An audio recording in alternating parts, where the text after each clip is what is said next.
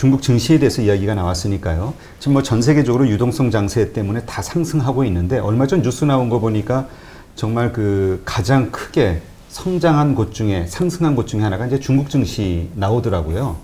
지금 중국 증시 더 오를 거라는 이야기도 있고요. 지금 이미 거품이다 이런 얘기가 있는데 소장님은 어떻게 생각하시나요?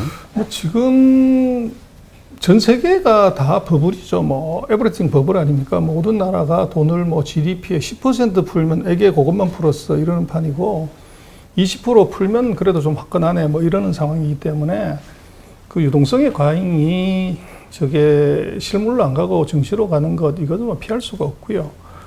그래서 중국 같은 경우도 그 상대적으로 미국에 비해서는 발동이 늦게 걸렸고 그리고 이제 주가가 본격적으로 상승한 것이 이제 뭐 이제 그 코로나19 끝나고 나서 이제 그러는데 이번 코로나19 때문에 뭐 전 세계 주가가 크게 폭락을 했지만 중국은 한 10%, 15%밖에 폭락을 안 했어요. 그래서 적게 떨어졌기 때문에 이제 빨리 회복하는 이런 게 있고 기본적으로 중국 같은 경우는 유동성이 많아요. 그래서 미국이 뭐 돈을 최근에 많이 풀었지만 중국은 원래 돈을 많이 풀었습니다. 그래서 지금 중국은 그 M2 통화량이 GDP의 200%예요. 아, 그래요? 그렇죠. 그래서 기본적으로 유동성이 많기 때문에 재료만 있으면 이게 이제 주가가 올라갈 수 있는 이제 그 포텐셜을 갖고 있고 여기에 이제 불을 지른 것이 외국인입니다. 그래서 뭐 최근 1년 동안 한국 언론에서 또 수많은 개인 미디어에서 뭐 중국 위기론, 붕괴론 뭐 이게 이제 난무를 했는데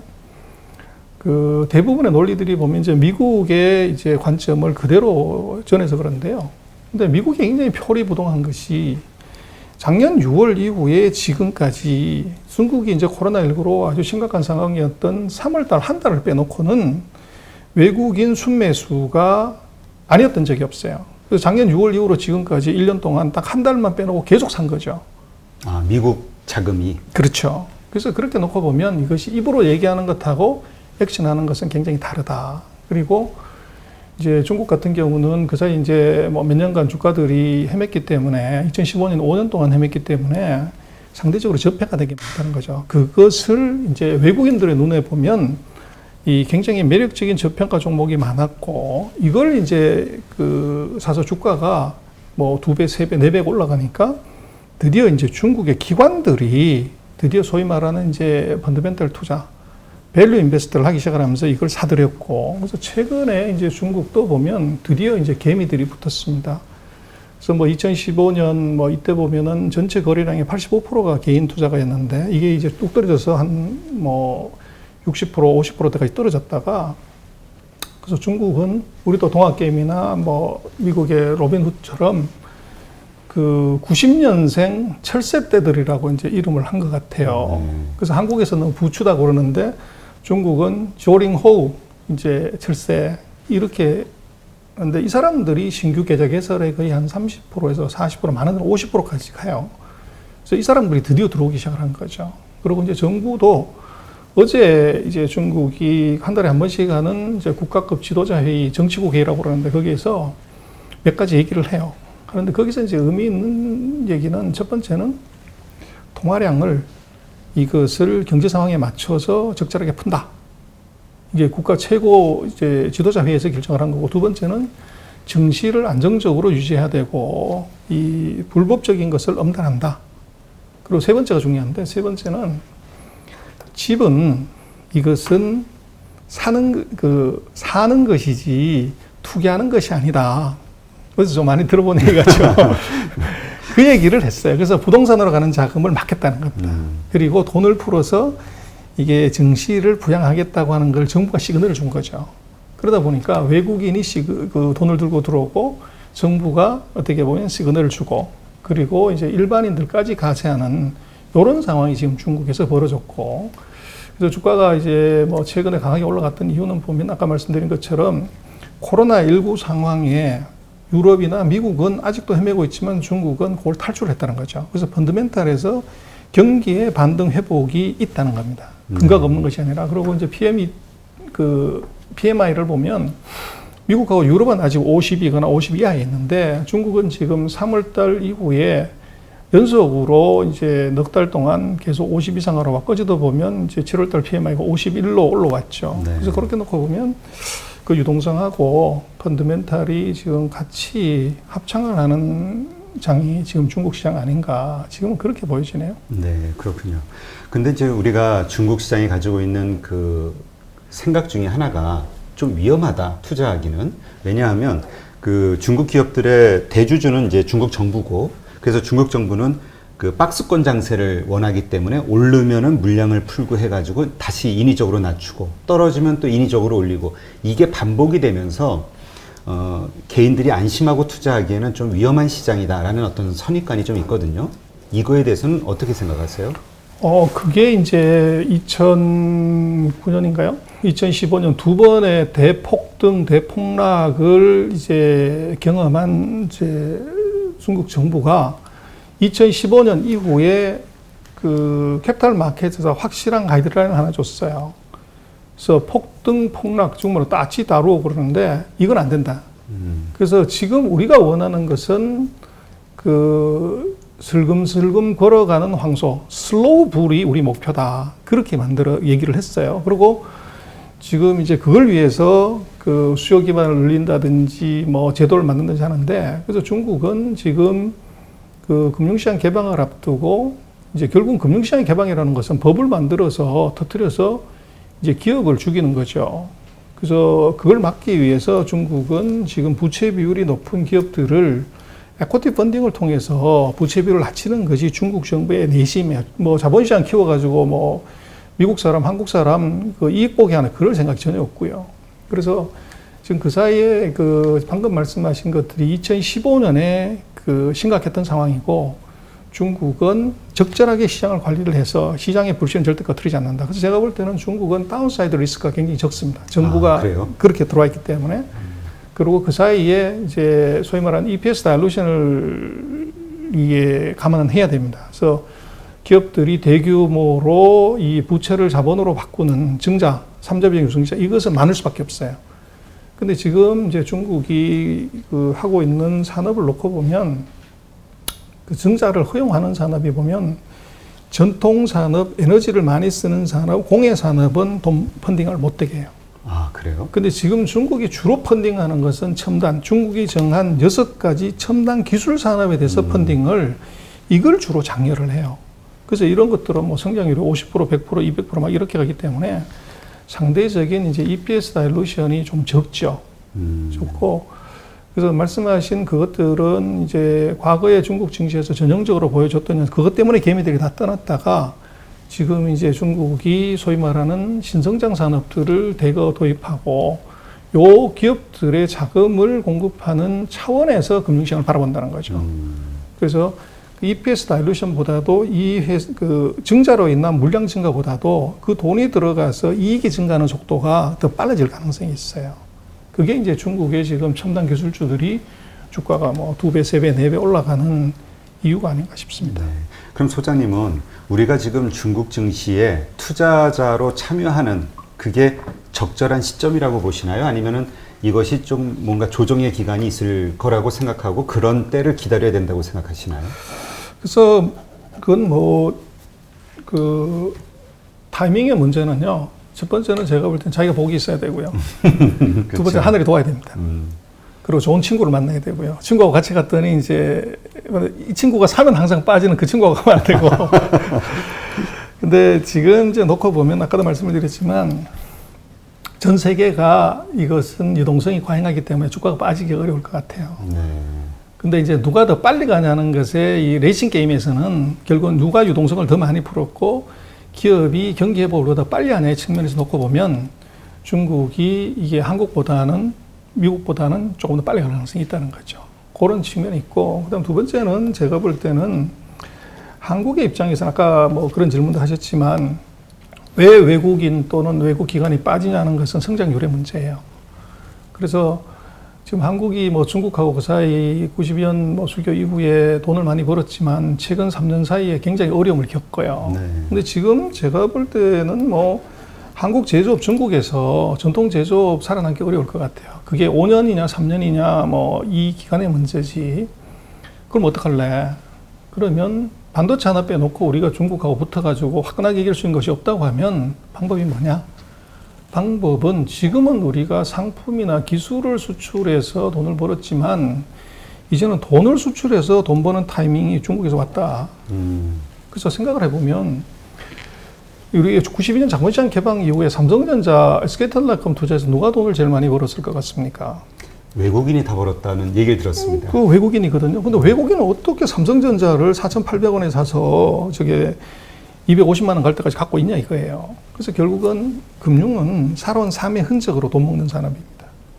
그래서 제가 볼 때는 중국에 대해서 우리가 두려워하고 겁낼 것이 아니라 우리가 그 사이 겪어왔던 40년의 산업화 과정을 잘 복기를 해보면 중국이 우리하고 대략 한 20년 시차가 나는 것 같아요. 그때 이게 퍼캐피타 인감 만불이 됐을 때 그때 우리가 뭘 했고 어떤 산업이 떴고 어떤 것이 성장 산업이었는지를 생각을 해보면 그게 지금 중국의 성장 산업입니다. 그래서 그런 이제 경험을 다시 되돌려서 이제 놓고 보면 그 중국의 그 투자를 다른 측면을 생각할 수가 있고 또 아까 말씀을 제 농담처럼 드리면 좋은 친구를 만나야 된다고 하는 것이 중국에서 일해보고 공부해보고 돈 벌어본 사람 근데 중국에서 이제는 안 돼가지고 퇴출한 사람 사업이 안 돼서 들어온 이분들이 굉장히 중요한 재산이에요.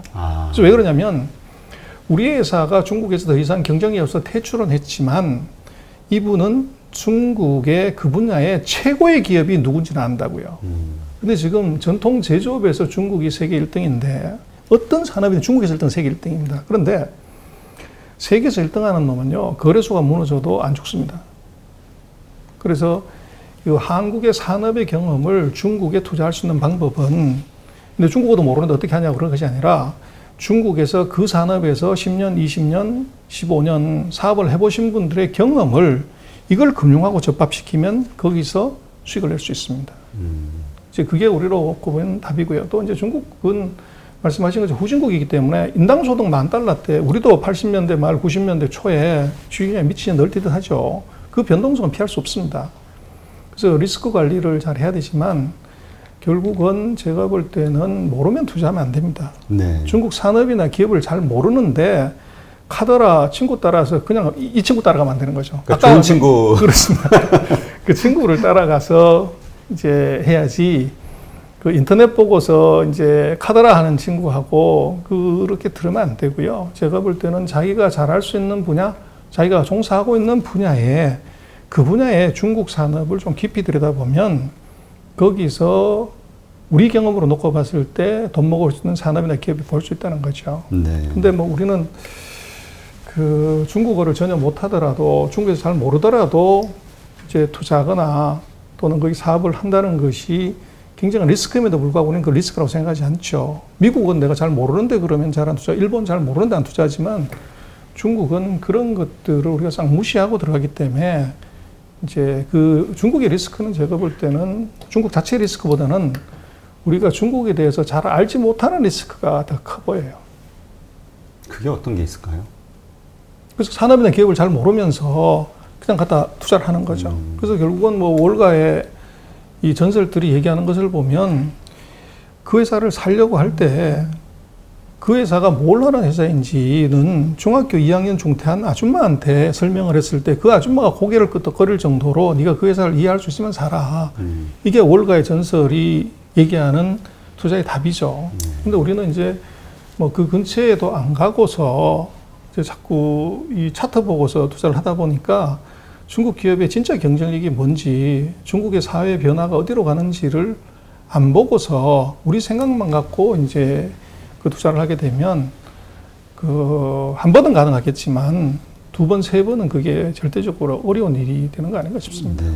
지금 말씀하신 것처럼 그 사실 삼성전자가 과연 한국 회사냐, 주주가 대부분 외국인인데 50% 이상이 뭐 이런 얘기 하시는 분도 있거든요. 그러니까 그런 차원에서 한국도 중국의 어떤 그런 기업들, 괜찮은 기업들의 지금 소장님 말씀하셨듯이 지분을 우리가 가지고 있어서 우리가 실질적인 그 혜택, 수익을 국부를 가져와야 된다. 이렇게 이야기하시는 분들도 있거든요. 소장님도 중국이 한국이 어떤 그 부를 크게 가져올 수 있는 길목 혹은 그 곳이라고 장소라고 그렇게 생각을 하시나요? 시장이라고? 삼성전자 얘기는 제가 어떤 강의 안에서 얘기를 그렇게 드린 적이 있는데요. 아, 그래요? 제가 삼성전자를 17년 동안 담당을 했었거든요. 아, 네. 이전에 제가 반도체 애널리스트에 대해서 오랫동안 했었는데, 저는 지금 중국의 최근에 그 IT 기업들의 주가 상승을 이렇게 보면서 그 옛날 생각이 많이 나더라고요. 우리가 80년대, 90년대 중소형 첨단 전기 전자주 그 주가들이 뭐 폭등을 합니다. 네. 근데 지금으로 이제 다시 되돌아오면 그게 어떤 아이템이냐고 그러면 컨덴서, 트랜지스터, 개별 소자, PCB, 뭐 스피커 이런 회사들이에요. 근데 지금 중국에서 한국이 많이 투자하고 있는 뭐 회사들이 보면 다 PCB나 개별 소자나 뭐 이런 이제 전자 부품 회사들이에요. 그래서 그때 우리는 왜 그런 회사들한테 광분해서 투자를 했고 높은 수익을 냈냐고 그러면 그때 우리가 전 세계를 상대로 카세트 테이프 만들고 이 TV 만들고 이렇게 해서 팔았던 거죠. 근데 지금 중국에 우리하고 똑같은 지금 PCB 회사들이 주가가 뭐 최근에 보면 최근 6개월, 1년 동안에 몇 배씩 올라가요. 야, 저거 버블이다. 이렇게 생각할 수도 있는데 우리의 경험을 다시 되돌아놓고 보면 왜 저게 되냐 그러면 지금 중국은 전 세계 노트북, 핸드폰, TV의 전 세계 생산량의 60%, 90%를 60에서 90%를 중국이 생산해요. 네. 그래서 이 마켓이 예전에 우리가 전 세계를 상대로 수출했던 것하고 똑같은 시장이 중국 안에 캡티브 마켓으로 형성이 되는 거예요. 내수 시장 자체가. 그렇죠. 그래서 이게 기술력의 수준이 떨어져도 기술이 뭐 이류여도 마켓이 워낙 크기 때문에 거기서 돈을 무지하게 버는 거죠. 그리고 예를 들어서 미국의 IT 기업들이 자기네가 물건을 만들지 않아요. 네. 그래서 예를 들면 애플 같은 경우도 뭐 TWS 애들 요즘 뭐 많이 귀에서 꽂는 이어폰이라든지 아이폰, 아이패드, 아이패드를 한 대도 미국에서 안 만들죠. 그거를 이제 중국에서 만드니까 이 전 세계 아이폰에 들어가는 부품의 수요가 그대로 중국 안에서 다 공급이 되는 거죠. 그러다 보니까 아이폰에 부품 공급하는 회사들이 그 제품의 기술력이나 수준이 굉장히 떨어지더라도 주가가 3배, 4배 올라가는 이유가 벌어졌는데 그걸 다시 되돌려놓고 복귀를 해보면 우리가 80년대, 90년대에 전 세계를 상대로 카세트 테이프, 녹음기, 뭐 워크맨, 삐삐 이런 걸 팔 때 그 주가의 상승하고 같다는 거죠. 네. 그래서 우리는 세계를 상대로 해서 팔았고 중국은 세계를 상대로 물건을 만들기 때문에 이게 주가가 올라가는 이유가 된다는 겁니다. 그래서 결국은 아까 말씀드린 것처럼 경험이 이게 최고의 선생님이고 지금 우리 그 지나온 산업화의 경험을 제가 볼 때는 돈으로 환산할 수 있는 이제 마지막 시기가 온 거죠. 그게 인도나 베트남이 아니고 지금 중국에서. 근데 그 기회를 우리가 놓치지 않는 것이 중요해 보입니다. 근데 지금 기회를 놓치지 않는 게 중요하다고 말씀을 하셨는데, 물론 대다수의 분들 생각은 아니고 일부 분들이 그렇죠. 어떤 그 정치적 이념, 공산당이잖아요. 어떻게 공산당을 믿어? 그리고 공산당인데 우리 뭐 과거 역사를 더불어 봐도 우리하고는 원수지간인데 이런 생각하시는 분도 있고요. 그 다음에 시장 자체에 대한 불신, 뭐 데이터라든가 여러 가지 통계치들 어떻게 믿을 수가 있어? 조작이 많은데 이런 어떤 신뢰에 대한 부분을 얘기하시는 분들도 있고요. 그러니까 이러저러한 이유들로 일단은 위험한 시장 혹은 투자하면 안 돼. 그리고 미국과의 전쟁에서 망할 거야. 이런 몇 가지 전제를 바탕으로 그 어떤 그 문을 꽉 닫으시는 분들이 있거든요. 근데 우리가 정말 시장이 나쁘면 안 들어가야 되지만 좋은데 못 들어가면 또 기회를 놓치는 게 되니까 합리적으로 이게 옳다 그르다 이거를 지금 판단하지 않고 옳다 그르다를 괜찮다 아니다 이것을 판단할 만한 어떤 방법 스스로 우리가 편견을 좀 버리고 그런 게 뭐가 있을까요? 포춘 500대 기업을 봐라. 글로벌. 그렇죠. 그게 답입니다. 글로벌 500대 기업의 어떤 면을 봐야 될까요? 그래서 지금 포춘 500대 기업이 보따리 싸가지고 중국에서 대거 탈출할 때 중국이 진짜 위험하거든. 지금 포춘 500대 기업들 중에서 중국에 안 들어가 있는 기업이 하나도 없습니다. 한국 포춘 500기업 다 들어가 있잖아요. 네. 그러면 한국도 마찬가지지만 이 전 세계 정보를 누가 가장 많이 가장 빨리 수집하고 분석하고 평가할까요? 국가기관요? 글로벌 기업들. 아닙니다. 글로벌 기업들은 전 세계 네트워크가 다 깔려 있잖아요. 네. 그럼 거기서 단순히 자기 사업만 하는 것이 아니라 경제, 사회, 정치 이거 다 모아가지고 인트라넷으로 모아서 그게 탑까지 순식간에 올라가잖아요. 근데 포춘 500대 기업에서 일하는 그 임원들의 수준은 어떻습니까? 정말로 상위 0.0001%들이잖아요. 그렇죠. 최고의 스마트한 분석력과 예측력을 가진 분들이 거기서 일하는데 이 사람들이 말씀하신 것처럼 못 믿는 나라, 공산당이 통치하는 나라 거기다가 계속 공장을 짓고 사업을 한다는 것은 넌센스 아닙니까? 그렇게 보면 되죠. 그리고 결국은 비즈니스를 할 때 이제 그 어떻게 될 거냐 하는 것은 내가 판단이 안 서면 뭐 구루들이 뭘 하는지 보면 되죠. 그래서 지금 세상에 뭐 리더들은 결국은 빵이잖아요. 빵. 그래서 구글, 넷플릭스 예를 들면 네. 그 애플 뭐 얘들인데 애플은 그러면 그 사회주의 국가 공산당이 통치하는 불확실한 나라에 왜 자기 제품을 거기다 갖다 놓고 생산을 시키냐는 거죠. 그리고 구글이 그리고 이 페이스북이 중국에다 법인 내고 싶어서 그 난리를 쳤는데 중국이 리젝트를 했잖아요. 네.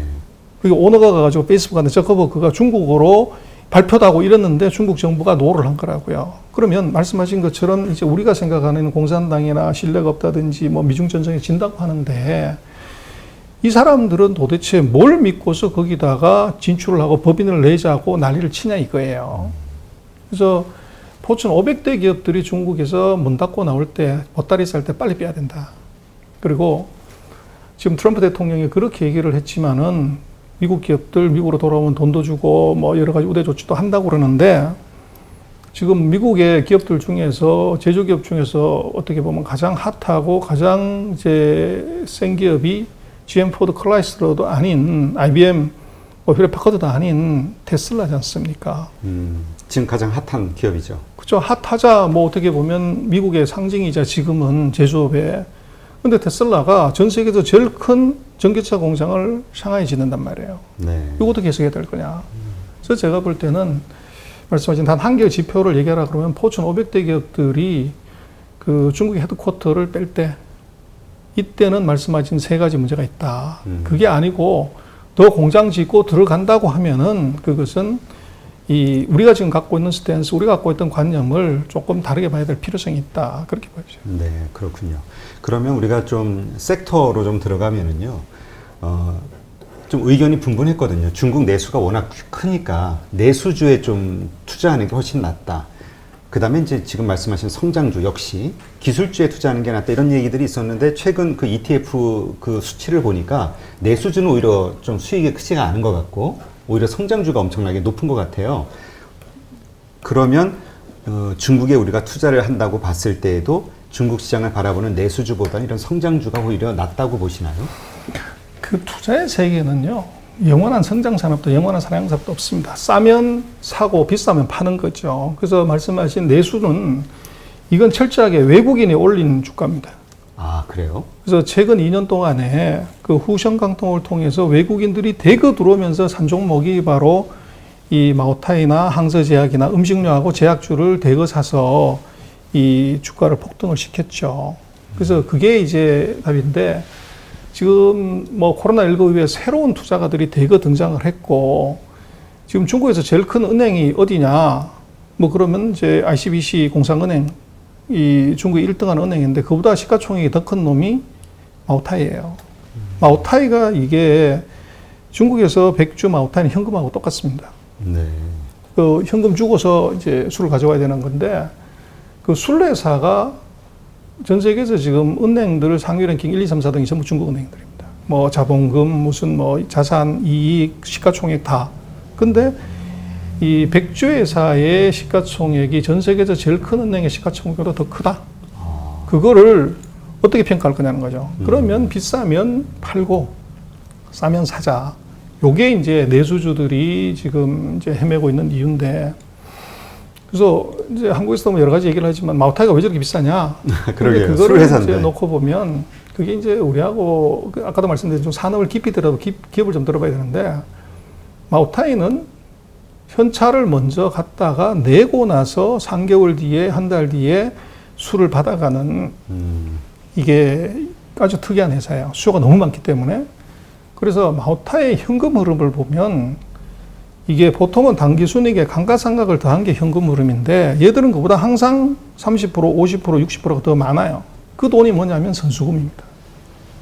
그래서 이 회사는 원래 보통 회사는 100억이 있는데 이 회사는 160억이 있는 거죠. 그래서 외국인 투자가 입장에서 놓고 보면 최근 2년 동안에 이 현금 흐름이 모든 회사들이 나쁜데 이런 이 현금 흐름이 보통 회사의 2배 이상 되는 이런 그것도 계속 돈이 들어오는 이 회사에 대한 밸류에이션을 다르게 본 거고 두 번째는 이제 코카콜라를 본 거죠. 그래서 코카콜라가 뭐 워런 버핏을 스타로 만들었지만 코카콜라 사가지고 전 국민이 먹는 술이라고 그 음료수라고 해서 사서 20년 갖고 있던 주가가 50배, 60배 올라간 게 워런 버핏을 만들었단 말이에요. 그렇죠.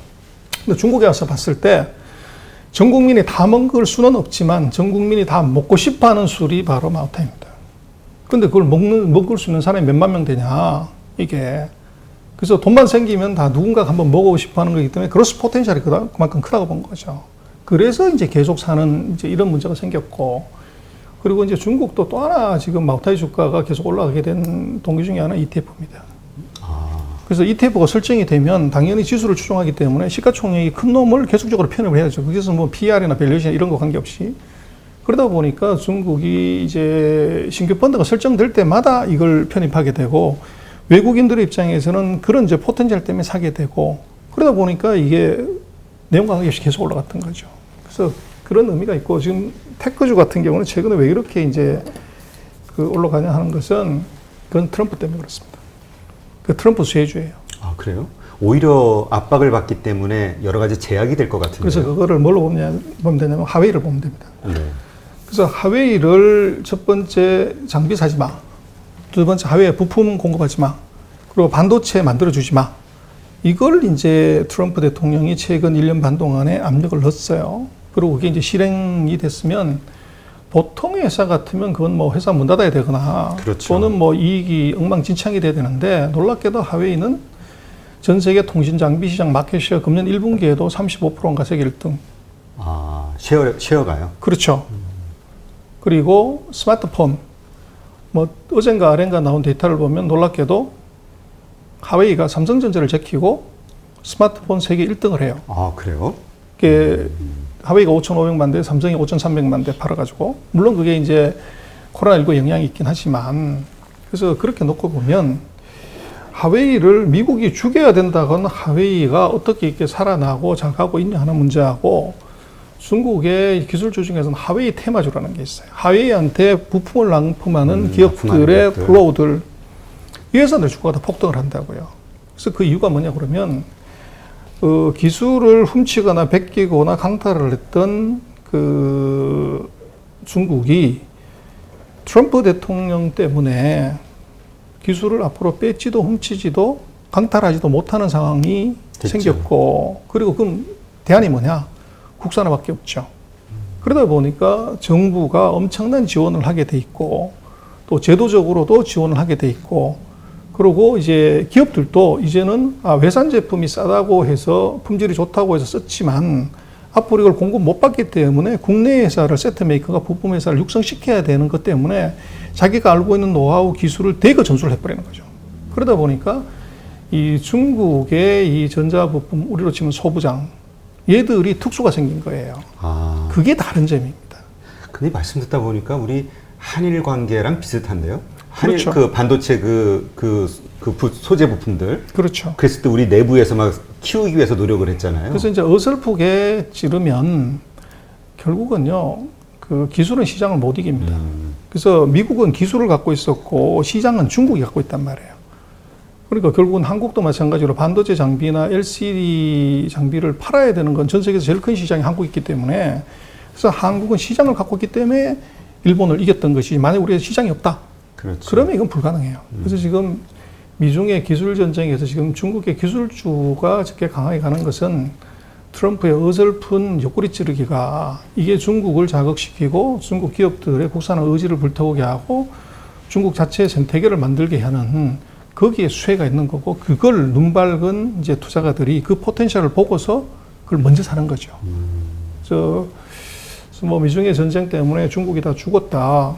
우리는 이제 그렇게 보지만 방금 말씀드린 것처럼 중국을 좀 안을 들어가서 깊이 들여다보면 거기에 다른 스토리가 전개되고 있고 이미 그것이 기업 실적으로 주가로 이것이 보여지고 있어요. 근데 우리는 이제 그거를 못 보거나 안 보려고 하는 거죠. 그러다 보니까 아까 말씀하신 것처럼 중국은 조심해야 됩니다. 말씀하신 저게 회계 투명성이라든지 정부의 정책의 불확실성이라든지 뭐 미중 관계라든지 이런 것이 많이 있는데 문제는 그것을 정확하게 놓고 보면 우리가 이득을 볼 수 있는 것 그리고 수익을 낼 수 있는 부분이 어마어마한 것이 있다고 하면 이것을 이제 놓치면 그건 이제 패착이죠. 네. 그래서 우리로 보면 조금 안타까운 것은 우리가 중국에 대한 연구를 잘 안 한다는 거예요.